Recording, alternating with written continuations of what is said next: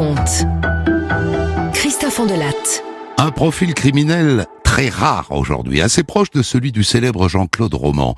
L'histoire d'un homme qui ment et qui, pris par ses mensonges, finit par tuer celle qui a découvert le poteau rose. Comme d'habitude, je ne vous donne pas son nom pour le moment, vous le découvrirez au cours du récit. Il s'agit du tueur de Laurence Maille, à Farbus, dans le Pas-de-Calais, en novembre 2007. Et pour le débrief tout à l'heure, j'ai invité l'avocate de la famille de Laurence Maille, réalisation Céline Lebras. Europe 1, Christophe Andelatte.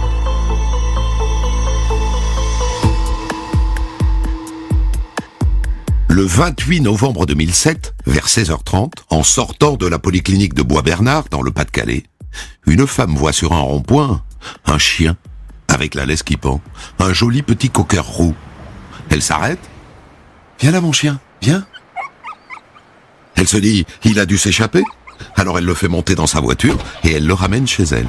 Et là, elle s'aperçoit qu'il y a une petite médaille accrochée à son collier, avec une adresse. 3 rue du 11 novembre à Farbus. Farbus, c'est pas loin, 7 kilomètres. Alors elle va sur les pages jaunes, elle trouve le numéro, elle appelle.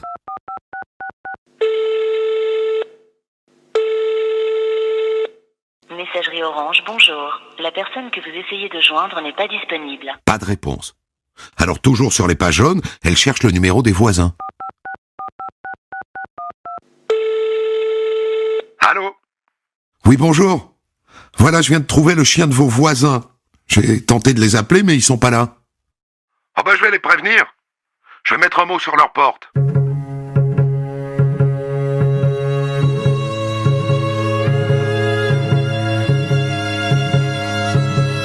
En début de soirée, 19h15 exactement, les gendarmes de Vimy reçoivent l'appel d'un homme affolé. Bonjour.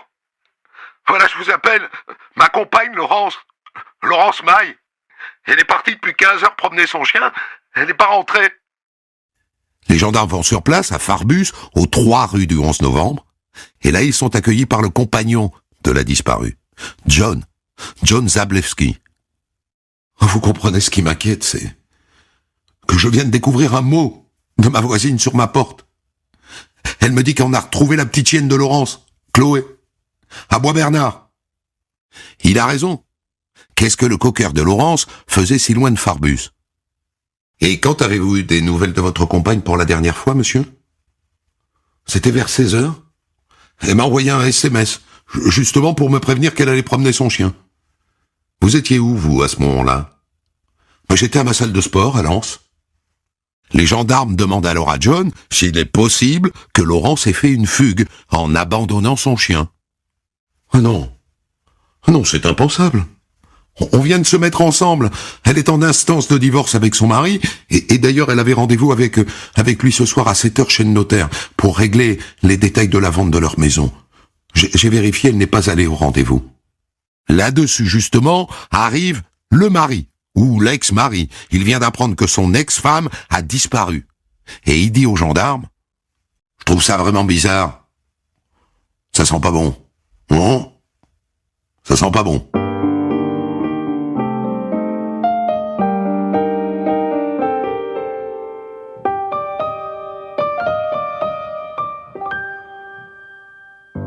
Et donc, 3 patrouilles de gendarmes commencent à fouiller les environs.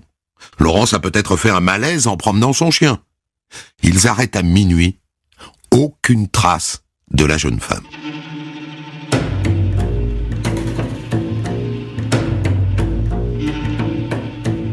Le lendemain, l'enquête est confiée à la section de recherche de Lille. Et là, on monte d'un cran. Plus de 100 gendarmes ratissent le village de Farbus. Laurence et John vivent là depuis 6 mois seulement. Peu de gens les connaissent.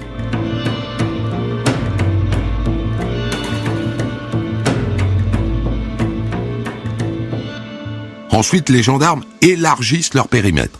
Ils fouillent la campagne alentour, les champs, les sous-bois. Ils installent des barrages routiers. Bonjour, messieurs, dames. Je vous montre la photo d'une personne qui a disparu dans le secteur. Est-ce que, par hasard, vous l'auriez aperçue? Personne ne l'a vue.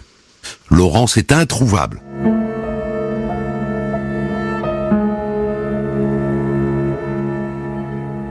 Et les gendarmes décident de fouiller sa maison, la maison qu'elle occupe avec son ami John.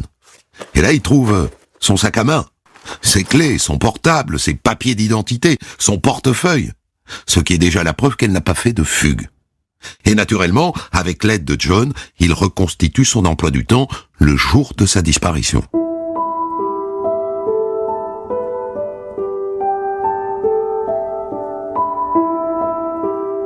Le matin du 28, Laurence est souffrante.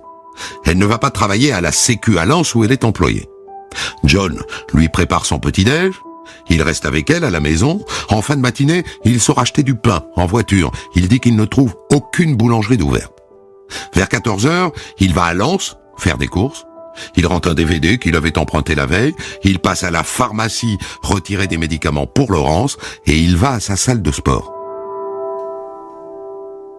Et c'est là qu'il reçoit le dernier SMS de Laurence. N'oublie pas de passer à la pharmacie, je vais promener le chien. Les gendarmes apprennent que Laurence a par ailleurs envoyé un SMS vers 9h à une collègue de la Sécu. Bonjour Sylvie, peux-tu prévenir la chef que je serai absent aujourd'hui parce que je suis malade? Et juste après, elle envoie un SMS à son amie Corinne, avec laquelle elle fait du sport. Coucou, aujourd'hui je suis resté au lit, je suis naze et j'ai mal au ventre. Je serai en forme jeudi en cours. Voilà. C'est un peu maigre tout ça. Et ça n'ouvre aucune piste. Aucune.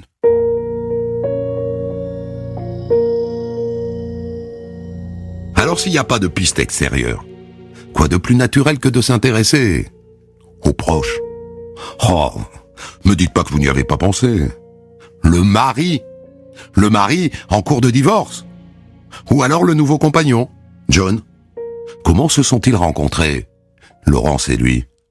On s'est rencontrés il y a environ 1 an et demi, à la salle de sport à Lens. Moi, j'étais marié, j'ai 2 enfants. Mais on était en train de se séparer avec ma femme. En revanche, elle a quitté son mari pour moi, quoi. Ça fait un mobile, ça. Le mari qui tue sa femme parce qu'elle l'a quitté pour un autre.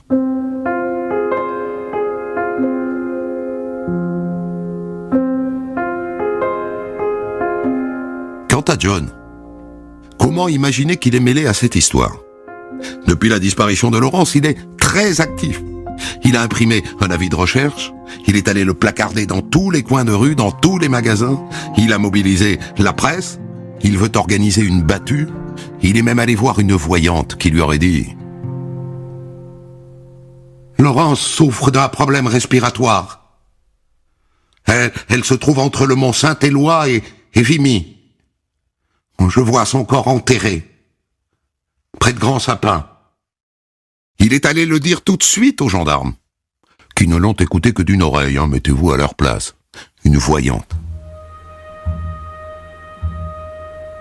Et entre nous, John lui aussi a des soupçons sur le mari, et il finit par en parler aux gendarmes. Mais moi je me demande s'il l'a pas tué, pour garder la maison. Eh oui. Je vous rappelle que le soir de sa disparition, Laurence avait rendez-vous chez le notaire pour régler avec son mari, et bientôt ex-mari, la vente de la maison commune. Aujourd'hui, elle est morte. À qui revient la maison tout entière? Eh ben, au mari. Les gendarmes décident donc de vérifier l'emploi du temps du mari.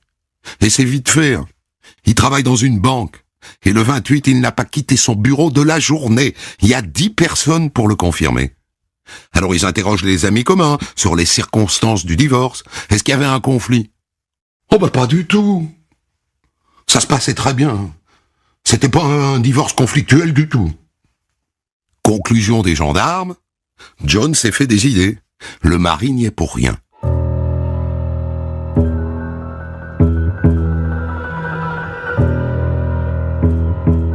À moins qu'il n'ait voulu détourner l'attention, parce que, entre nous, il est bizarre ce John.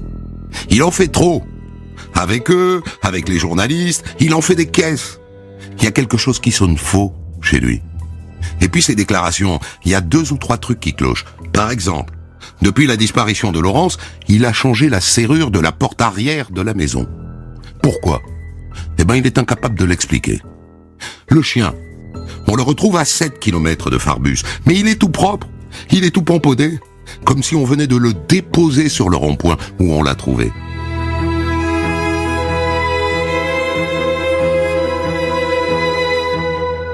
Et puis, le SMS que Laurence est censé avoir envoyé à sa collègue de la Sécu, Sylvie.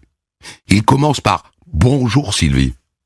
Or, la copine dit que Laurence commence toujours ses messages par « Bonjour ma poulette ». Alors ajoutez à ça une faute d'orthographe, « Je serai absent » au lieu de « Je serai absente ».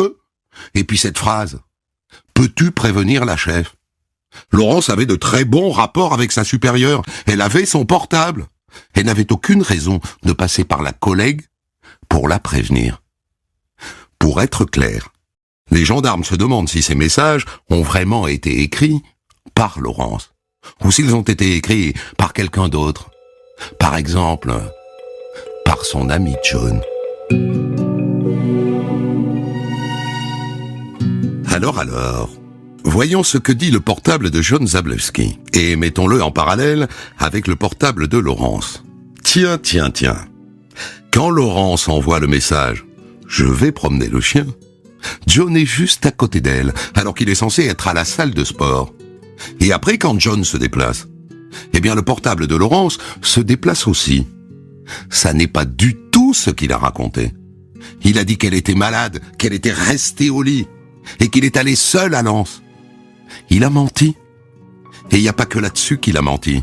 Il dit qu'en fin de matinée, il va chercher du pain, mais que toutes les boulangeries sont fermées. C'est faux. Les gendarmes ont vérifié. Les 2 boulangeries de Farbus étaient ouvertes. Alors, monsieur Zablewski, pourquoi est-ce que vous nous racontez des salades ?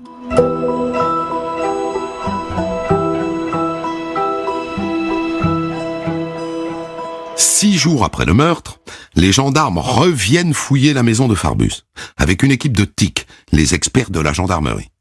Quand ils débarquent... Bonjour, monsieur Zablewski. Nous avons un mandat du juge pour perquisitionner à nouveau la maison. Alors bien sûr, vous êtes libre de rester. Ou vous pouvez vaquer à vos occupations. On en a pour un moment, je vous préviens. Qu'est-ce que vous faites, vous ? Vous restez ou vous partez ? Vous restez ? Eh bien lui, il part, comme si ça n'était plus son affaire. C'est l'impression qu'il donne. Sauf que les gendarmes le filochent de loin. Et ils le suivent jusqu'à Lens, où ils le voient entrer dans une bijouterie. Ils le laissent ressortir, ils attendent un peu, et ils vont voir le bijoutier. Oh ben il m'a porté 2 bagues à vendre. J'en ai donné 40 €. Ces 2 bagues, les gendarmes les montrent à la mère de Laurence.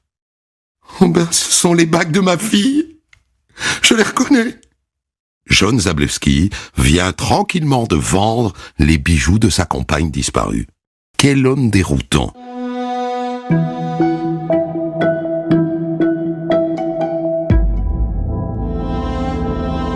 Retournons dans la maison de Farbus. Les TIC viennent de faire une sacrée découverte. Le matelas conjugal, il est couvert de taches de sang. Couvert, il y a du sang aussi sur le montant du lit. Et vu la quantité, il ne pourra pas dire que c'est un saignement de nez. Et c'est pas tout. Les TIC pulvérisent les pièces du rez-de-chaussée avec un produit qui s'appelle du Blue Star. Et à la lumière noire, ils voient apparaître des traces de sang dans le couloir. C'est une scène de crime. La maison est une scène de crime. Et juste après, qui voilà ? John Zablewski, qui rentre de sa promenade avec les 40 € des 2 bagues de sa chérie dans la poche. Il affiche un air serein. Dites-moi, monsieur Zablewski, on a trouvé des traces de sang sur votre matelas. Vous avez une explication ? Oh ben Laurence a dû saigner au lit. Voilà, c'est en général ce qu'on dit. Et donc fini de rigoler, monsieur Zablewski, vous êtes placé en garde à vue. Laurence a disparu depuis 6 jours. Elle est où, Laurence ? Allez, dis-le. C'est peut-être pas toi qui l'as tuée, elle a peut-être eu un accident. Mais elle est où ? Je vais vous dire la vérité. Ouais, elle est morte. Et là, mes amis, écoutez ce que l'oiseau va nous servir. Je suis parti faire un footing. Et quand je suis rentré, Pensez trouver Laurence au lit, malade? Je l'ai trouvée dans son lit, oui, mais un fil de fer serré autour de la gorge. Accrochée au bois de lit, elle était morte. S'était suicidée. Je suis resté là un moment. Je me suis dit, on va m'accuser. On va dire que c'est moi. Pourquoi est-ce que vous n'avez pas appelé les gendarmes, les secours? J'étais paniqué de la voir comme ça. Alors je l'ai habillée en tenue de joggeuse. Je l'ai mise dans le coffre. Il dit qu'il est allé dans le bois de Vimy, à 5 kilomètres. Je l'ai prise dans mes bras. Je suis tombé plusieurs fois. Et puis j'ai creusé. Je l'ai enterré. Et j'ai recouvert la terre de feuilles. Puis je suis parti.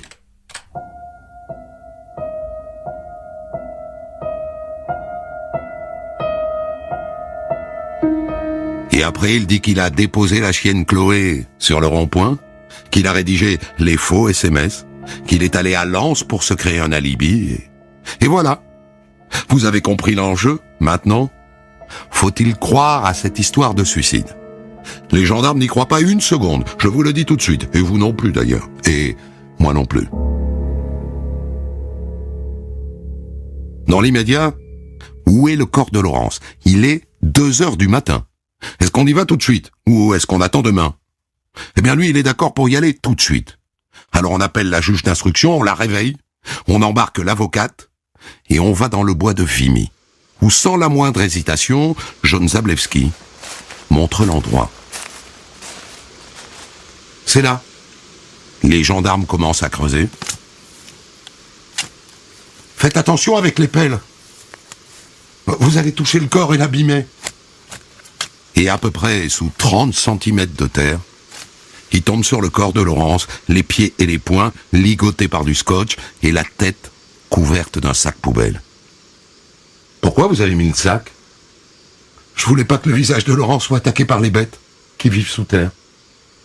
Et John Zablewski réclame de retirer lui-même le sac. Ça lui est refusé, bien sûr.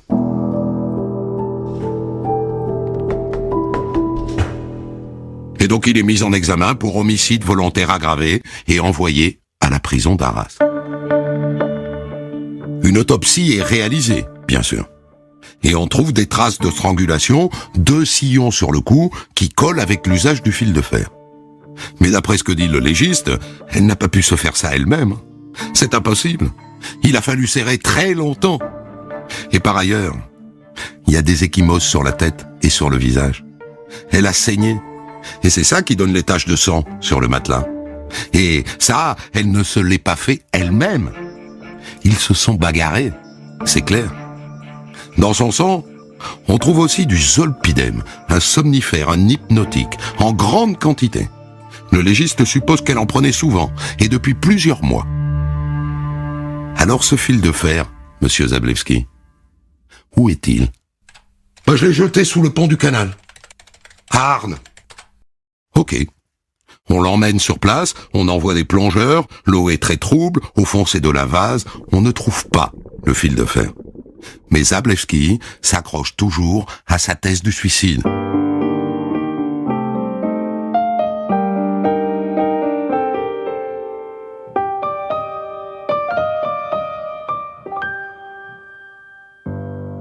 Là-dessus, 15 jours après la mort de Laurence, arrive chez l'avocat de John Zablewski une lettre anonyme, bourrée de fautes d'orthographe.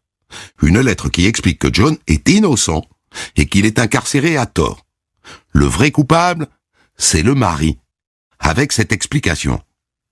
Il préfère voir son épouse morte qu'heureuse avec un autre. La lettre désigne aussi des complices, un couple d'amis du mari.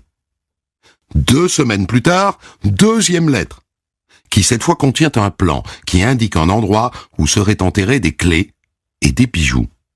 Et cet endroit, c'est le pont sur le canal à Arnes, le même où on a cherché le fil de fer. Et donc on fouille avec des détecteurs de métaux, et on ne trouve ni clés, ni bijoux.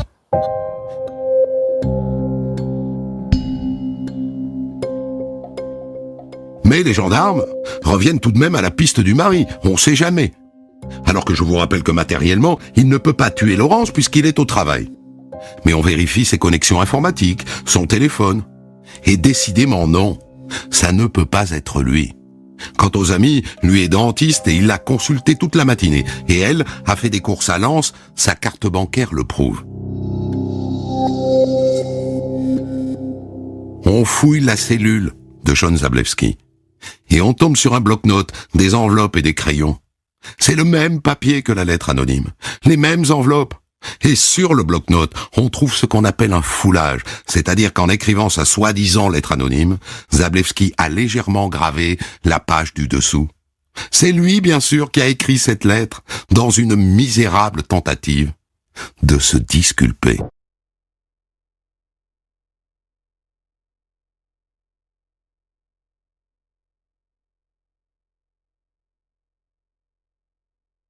Alors qui est ce type-là, qui est sans doute l'assassin de Laurence May?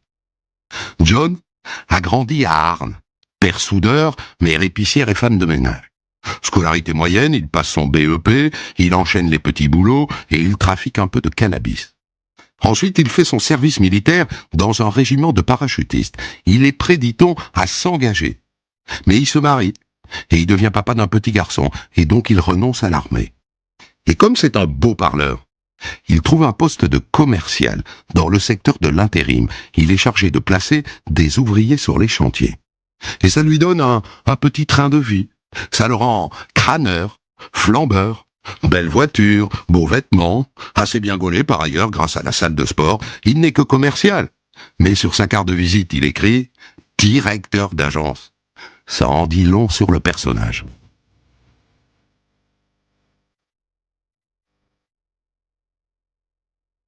Quelques mois avant le crime, il démissionne de son agence pour une autre agence où il prend du galon. Mais il se fait virer au bout de 6 mois. Et ça, on s'aperçoit qu'il ne le dit pas à Laurence, sa nouvelle compagne. Il lui cache qu'il est au chômage. Le matin, il fait semblant d'aller travailler. Et le soir, semblant de rentrer du travail. En vérité, il passe ses journées à la salle de sport. Il y a du Jean-Claude Roman dans John Zablewski. Parce qu'en plus, il est sans emploi, mais il dépense, ça pour dépenser, il fait des chèques à tire-larigot, et là, arrive la scène qui est sans doute à l'origine du crime. Laurence découvre qu'il ne paye plus le loyer de la maison. Elle découvre le poteau rose, l'orgueil de John en prend un coup.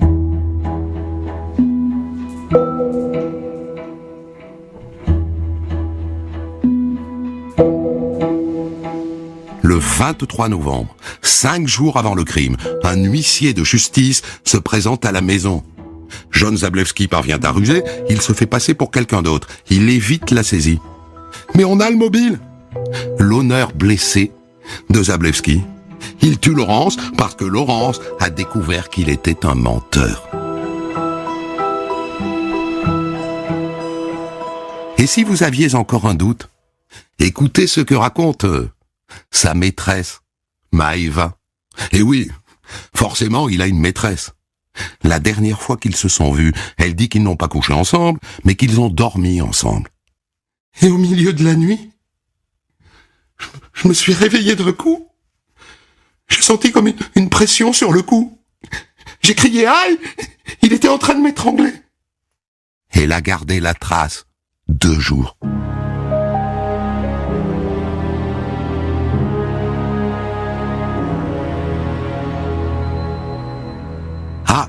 Autre chose. Vous vous souvenez du somnifère, le zolpidem, dont on retrouve une grosse quantité dans le sang de Laurence. On a pu penser que c'est elle qui le prenait. Mais les gendarmes sont allés voir dans les fichiers de la Sécu.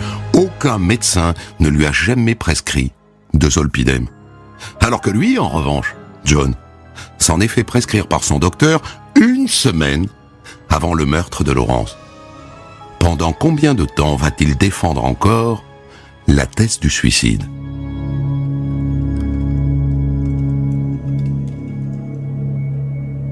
Un an après le crime, John Zablewski est à nouveau interrogé par la juge. Il a compris que son histoire ne tient pas, alors il en invente une autre.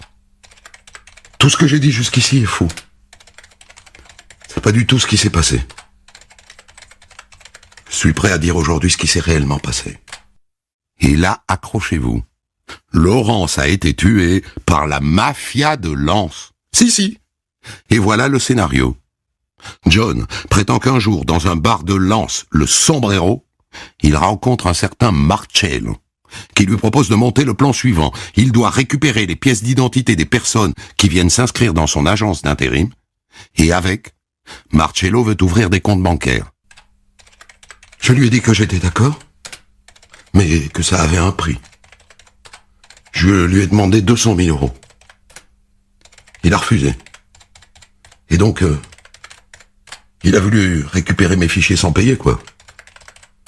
Il a envoyé 3 mecs chez moi.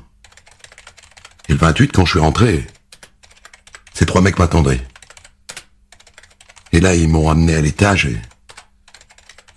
j'ai vu qu'ils avaient tué Laurence. Et après, ils m'ont conduit pour enterrer le cadavre jusqu'au bois de Vimy. C'est comme ça que je savais où elle était. Quelle fable! Mais quelle fable! Qui peut croire à une fable pareille? Et les gendarmes perdent un temps fou à essayer d'identifier ce Marcello qui bien sûr n'existe pas. Alors, quelle version va-t-il servir devant la cour d'assises?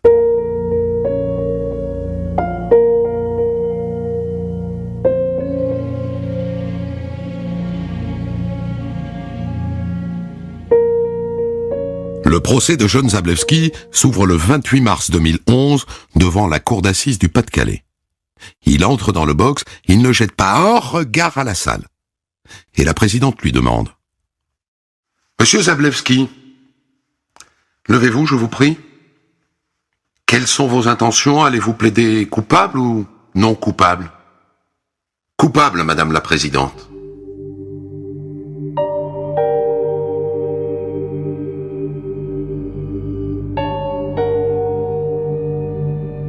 Étonnement général dans la salle d'assises. Après 3 ans et demi de mensonges, il va donc dire la vérité. Eh bien oui. Et voilà ce qu'il raconte. Enfin. Elle avait découvert mes mensonges. Le fait que j'étais au chômage, tout ça. On s'est disputé. Elle voulait me quitter. J'ai été pris d'un coup de colère. On était dans la chambre. Je l'ai poussée sur le lit. Je voulais la faire taire. Elle avait un collier et un foulard, alors j'ai serré. Et puis à un moment, je me suis aperçu qu'elle bougeait plus. Je venais de la tuer. Il a raconté tout ça d'une voix monocorde, sans aucune émotion. Mais au moins, il a enfin reconnu les faits. Enfin.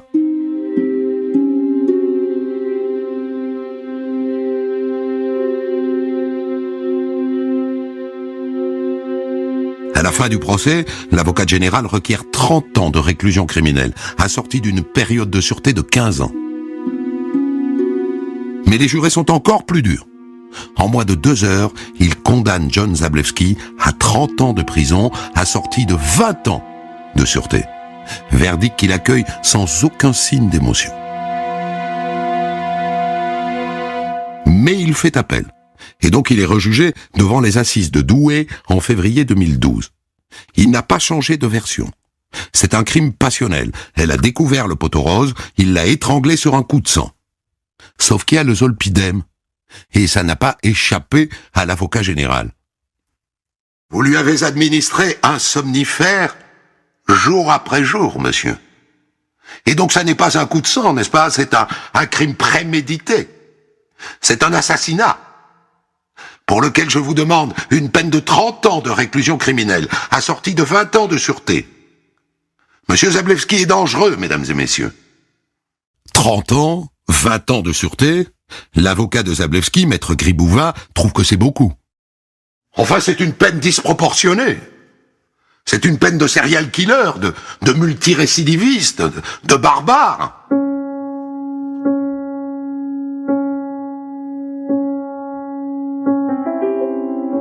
Mais ça ne convainc pas beaucoup les jurés, qui condamnent finalement Zablewski à 30 ans de réclusion criminelle, assorti d'une période de sûreté de 20 ans, avec en bonus un suivi socio-judiciaire de 10 ans après sa sortie.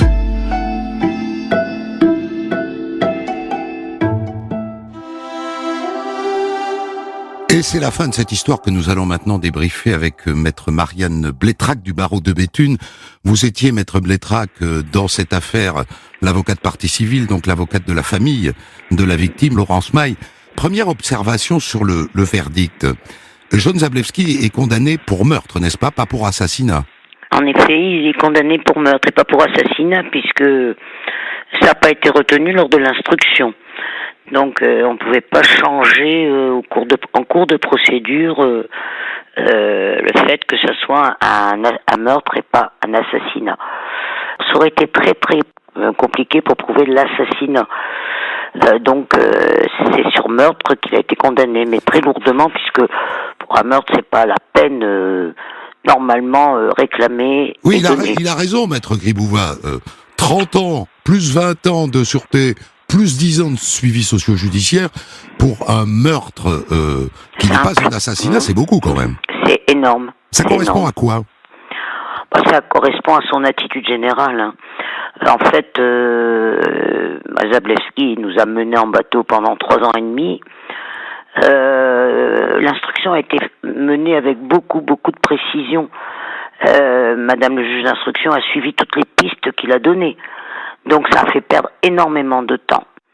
Il faut penser aussi aux victimes, c'est-à-dire aux parents qui étaient là derrière et qui disaient mais pourquoi c'est si long, quand est-ce qu'il va être jugé, etc. Donc surtout que mes clients, monsieur et madame Maille, sont des personnes âgées, c'était leur fille unique. Donc vous voyez à quel point ça pouvait être choquant pour eux que ça soit si long. J'imagine que le fait que la maîtresse, la Maëva, elle aussi vienne dire il a failli m'étrangler a pesé. Ah évidemment. Lui il a contesté, évidemment, il contestait, mais je vois pas pourquoi elle aurait raconté ça, cette jeune femme. D'ailleurs, c'était après la disparition, on n'avait pas encore retrouvé Laurence, mais c'était après la disparition de Laurence, il l'avait appelée pour venir passer la soirée avec lui, il a tenté de coucher avec elle, elle n'a pas voulu. Donc ils ont dormi parce que, je sais pas, il était angoissé, soi-disant, dans le même lit, et pendant la nuit, il aurait tenté de l'étrangler. Ce qui se dessine là, c'est un tueur en série. C'est très inquiétant, oui, en effet. Je pense pas qu'il ait tué d'autres personnes, mais il était très violent avec sa première femme. Hein. L'avocat général a raison quand il dit cet homme est extrêmement dangereux. Ce que les faits eux-mêmes ne prouvent pas forcément. Oui, mais là, je pense que c'est un homme très dangereux, parce que même sa façon d'agir pendant toute la procédure montre que c'est quelqu'un de dangereux et de très manipulateur. Parlez-nous de cet homme, parce que nous, on l'a pas vu, vous, oui, pendant les deux procès d'assises. C'est un beau gosse? Ah oui, c'est un beau gosse, bien costaud, faisant beaucoup de gymnastique. Même à la prison, il avait pas perdu ses biceps. Hein. Ouais. Il continue à faire du sport, voilà. Séducteur. Séducteur.